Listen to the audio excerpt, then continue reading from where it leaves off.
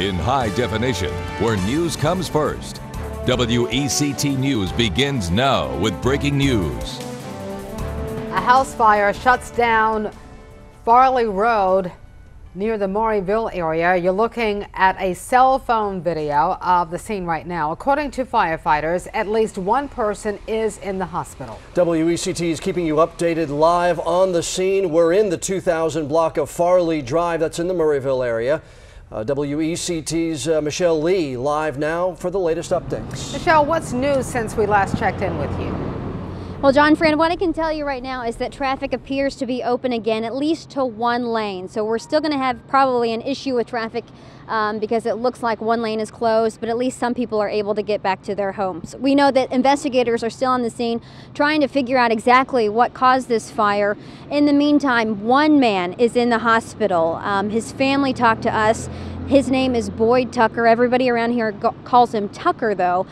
His wife tells me that he actually got hurt trying to save the family pet. So the family says that it looks like the fire may have started in the kitchen, but Tucker went back in to save the family rabbit. His wife was actually at the doctor today when all of this happened. And so we know that even though the fire is making this home not livable and that one man is hurt, firefighters say this was a very good outcome because of the quick response and because it was a mobile home.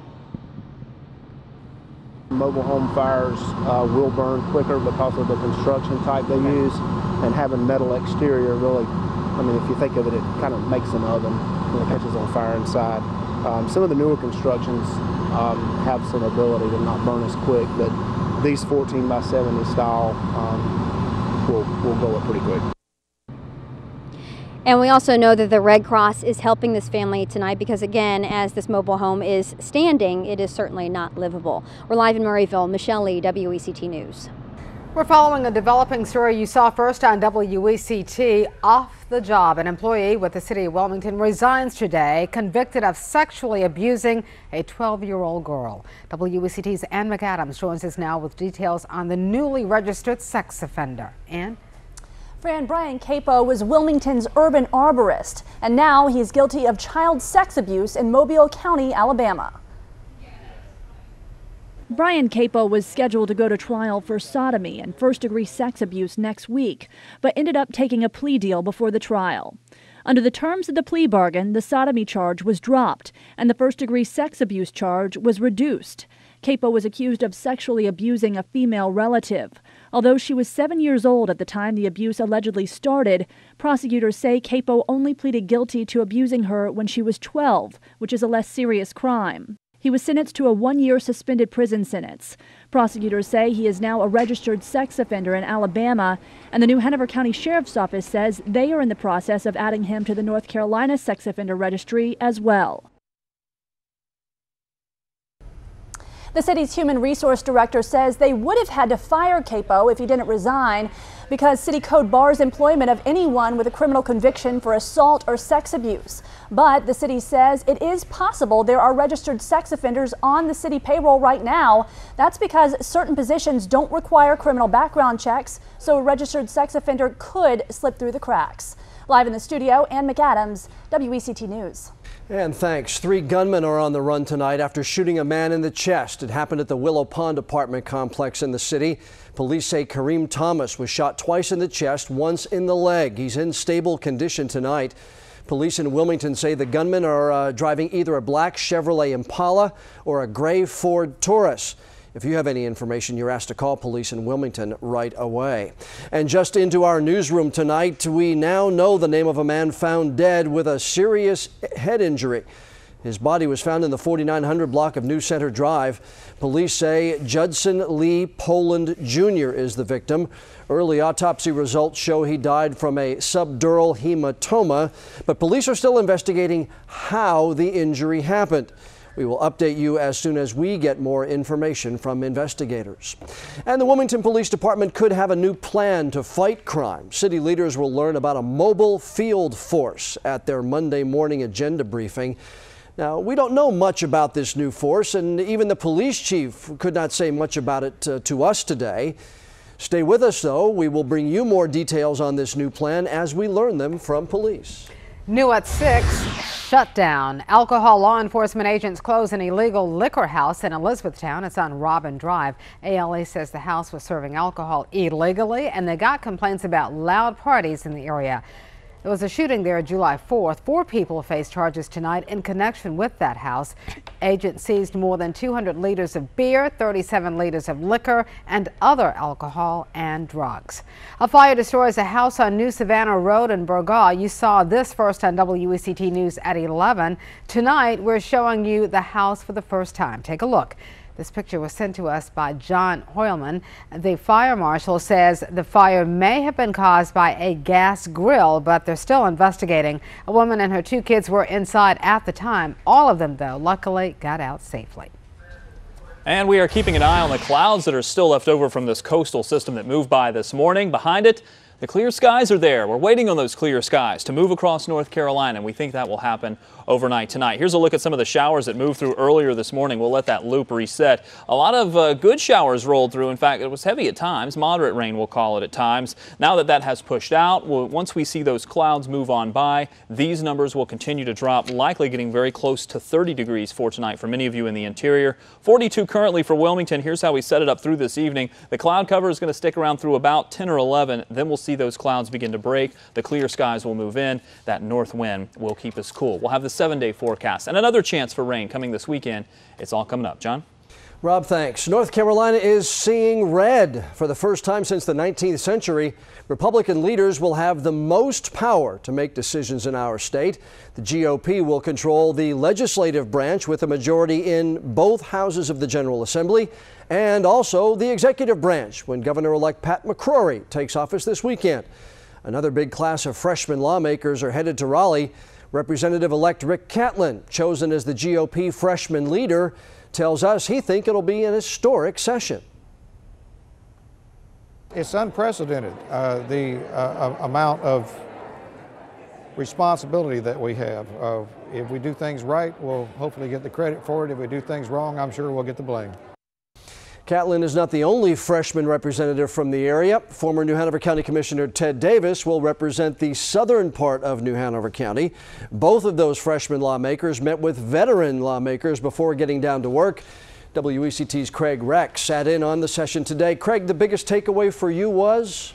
John, everyone seems to agree that there still needs to be more communication between local leaders here and lawmakers in Raleigh. Today's meeting involved just about every government and public agency in New Hanover County. Now, keeping in touch seems to be the sticking point with all these leaders. There are several large organizations that work for local governments around the state, keeping them up to date with what's going on in Raleigh. But State Senator Tom Goolsby said he wants to hear directly from the elected leaders, like how he was unaware of the efforts to stop annexation until commissioners actually talked to him about it. Current Commissioner Beth Dawson says she'll speak up when she needs to. I believe working with the organizations that each governing body participates in will be helpful for a big picture, but I believe that we ultimately are responsible for serving our citizens right here. And the talks should continue. Rep-elect Ted Davis said, as always, he likes to work out issues face to face. Reporting live in the newsroom, Craig Reck, WECT News. Coming up, construction of a new gas pipeline in North Carolina is now underway. Find out where it's snaking its way through our area and what impact it will have on you.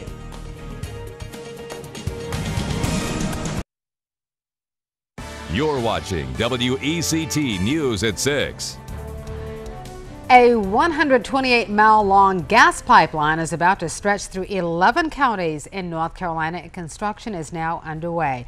The blue line shows where it is now, and the green line that you see shows where it will be when it's all done. And as you can tell by the map, it involves several of our local counties, including New Hanover. WECT's Gavin Johnson takes a look at the project and how you will be impacted by it.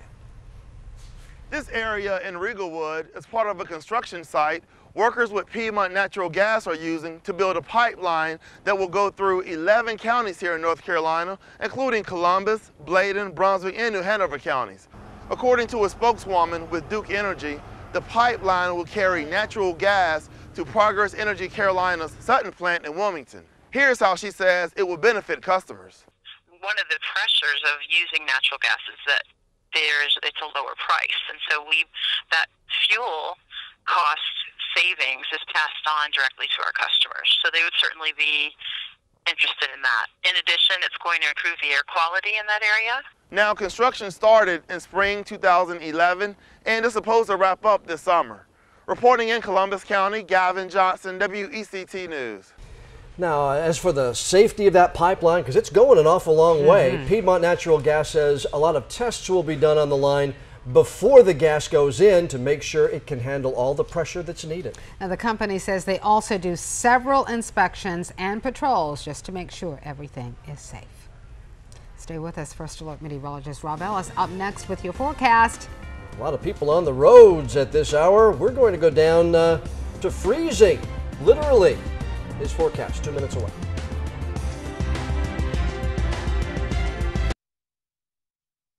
Voted Best Weathercaster of the Year, here is First Alert meteorologist Rob Ellis. All right, temperatures 42 for Wilmington. Look back to the west, some cooler numbers here. 40 for Nashville and 41 for Atlanta. 50 though for Jacksonville. Look at some of the numbers along the Gulf Coast here.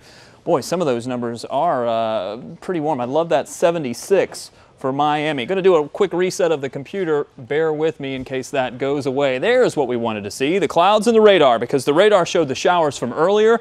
The clouds now moving away because we're hoping to get some clear skies in here for tonight, and they're moving pretty quickly. The back edge now just to the north and west of Charlotte, eventually moving through Greensboro, the Triad here, eventually into the Triangle. We'll get all of that out of here by tonight, and that will allow these numbers to go down. 31 in Boone currently, 39 in Greensboro. Once those clouds move away, we throw the blanket off the bed, as I've been mentioning. Then you don't have that blanket of clouds to hold the heat in. So a lot of this heat, and I say heat, it's into the 40s, but we'll get down about 10 degrees cooler than that into the 30s for tonight. All that heat goes back out into space, and in some locations we may even be able to get down very close to 30. A couple of upper 20s could pop up in some of our northern tier. Much clearer by tomorrow morning, and then we'll see the temperatures with some sunshine get out of the 40s, eventually into the 50s by midday. Still keeping a north wind in there. That's what's going to keep us cool for tomorrow despite all of that sunshine.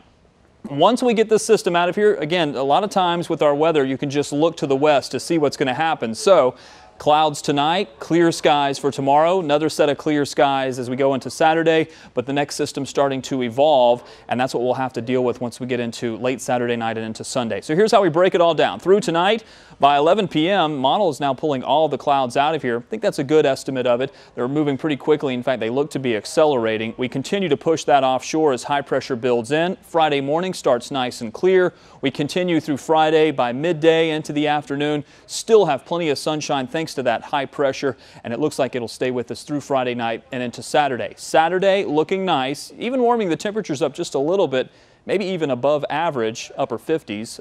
That high pressure stays in control until it starts to move away and we start to see some of these clouds come out of the Gulf of Mexico. This would be Saturday night. We'll start to see the first hints of this next system. This will carry over into Sunday. I think there will be some sunshine here for Sunday, but a lot of cloud cover is going to move in and maybe even some scattered showers. Model's not doing a great job picking up on this just yet, but I still think a couple of scattered showers are going to have to stay in our forecast for at least most of Sunday, maybe even into Sunday night and early Monday morning. 32 is what we're expecting for tonight. Most of the showers and the leftover rain and puddles that we had from earlier in the day, most of that will dry up by the time we reach that 32 degree temperature. 54 for tomorrow. Clear skies. We get a couple of days of clear skies, a chance of rain Friday, Saturday. There's your chance of rain on Sunday. Couple of days of clear skies, chance of rain, kind of rinse, repeat. We're doing the same thing over and over again. But the next couple of mornings are going to be chilly, at or below freezing for many of you. But we get to 60 by Sunday, and then you see 58 and 59 for Monday and Tuesday. Hey, I want to introduce you to Savon. I hope I'm pronouncing that correctly. A 9-year-old boy in need of a big buddy. Now, I'm told if you want to become a positive role model, he is caring and loves to play. If you would like to become that big buddy to our little buddy of the week, here's the information. You can contact the Cape Fear Volunteer Center at area code 910. That's right here, 392-8180. WECT.com. Not sure why we put the area code on there. I never thought about that. I don't know why I read it. It's always good to toss it in. You're in the information business. Apparently. Always good to be a big buddy role model. Yeah, it is indeed. Yeah. All right, thank you, sir. Hey, treat for everybody tonight. Ben Powell is here. He's got sports coming up next.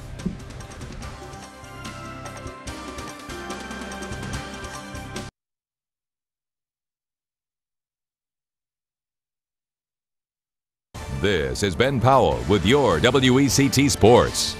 Adele Harris and the Lady Seahawks were certainly hoping for a better start to their season. So far, the Lady Seahawks have just one win on the season, and they've lost 6 in a row. But a chance for redemption today at home, taking on North Carolina A&T. The game started at 11:30 this morning, part of the annual Seahawks of Tomorrow event, bringing local school kids to campus. First half, Chelsea McGowan knocks down the long two-pointer. That cuts the deficit to 2. Later, Tracy King steals the pass, feeds to Jaquala Berry for the easy lay-in.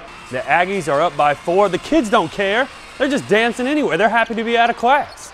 Lady Seahawks, they're not going to give up yet. Kanisha Garrett, nice spin move to the hoop. Strong move for 2 points. That cuts the lead to 1. Seahawks would keep this one close. Jessica Freeman with the drive, gets the layup to fall. It's 48-47 Aggies, but just too much A&T. Deandra Davis finds Ebony Ross down in the lane for the turnaround jumper. The Aggies pull away. Lady Hawks fall 56-47. They're now 1-9 on the season. They begin conference play on Saturday with a 2 p.m. matinee against James Madison. Last night, the men's team opened their conference schedule at Trask Coliseum. More dancing. Man, something must be in the water. So far, the Seahawks had been perfect at home this year, winning all 6 of its games, but that win streak was snapped at the hands of Towson in a 79-74 loss. The Hawks have now lost 2 in a row and 4 of their last 5, bringing their record to 5-8 on the season. Their next game is Saturday with a 1 p.m. contest at Northeastern. In the high school game tonight, we'll be heading out to Wilmington Christian Academy as they host Calvary Christian out of Myrtle Beach. Head coach Craig Tucker and the Patriots are 5-7 on the season. They won their last game against Bethel Christian, but that was back in 2012. We'll have to see what 2013 holds for the Patriots. Tonight, they hope to improve on a 2-5 home record. We'll have highlights of that game tonight on WECT News at 11. To football now, where Brian Mitchell is out after 3 seasons as East Carolina's defensive coordinator. Coach Ruffin McNeil announced Thursday that the school will not renew Mitchell's contract. Mitchell presided over a defense that ranked 104th in the FBS against the pass. The Pirates ranked no better than 52nd nationally in any major defensive stat category.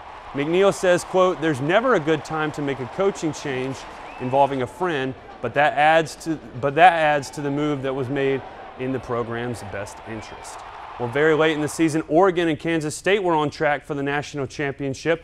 One night in mid-November ended up ruining their chances to play for one. Nevertheless, the best postseason matchup besides the BCS title game certainly appears to be the Tostitos Fiesta Bowl. Tonight, Colin Klein and the 7th-ranked Wildcats will try to keep up with the high-powered offense of the number 5 Ducks, and that should be what looks to be a really good game. Fran, who you got?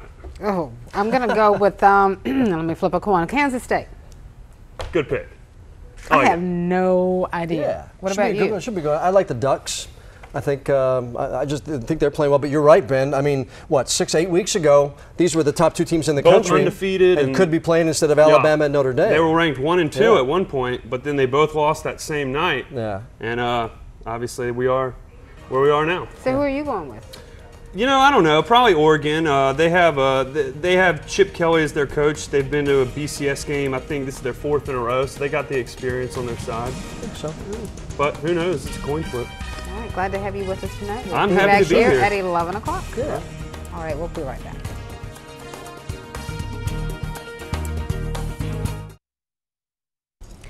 Free family fun for you and the kids. A few places in New Hanover County are letting families in for free during the first Sunday of each month. Early Gardens, the Cape View Museum, and the Arboretum are participating. We have all the details on WECT.com. And all you have to do is click on the Downtown Wilmington community on our homepage. And by Sunday, it'll be a little bit warmer than it is today. Yeah. And a good chance of seeing some sunshine, right? Sunshine for tomorrow and into Saturday as well. After that, Sunday's kind of a toss-up day. Let's hit the 7-day very quickly just to show you what we're expecting. There is the cloud cover that's expected to move out tonight. We want this to move out. That way we can get that sunshine for both tomorrow. It is going to start a little chilly, by the way, tomorrow. In fact, we'll see temperatures 32 for tomorrow morning, 30 for Saturday morning.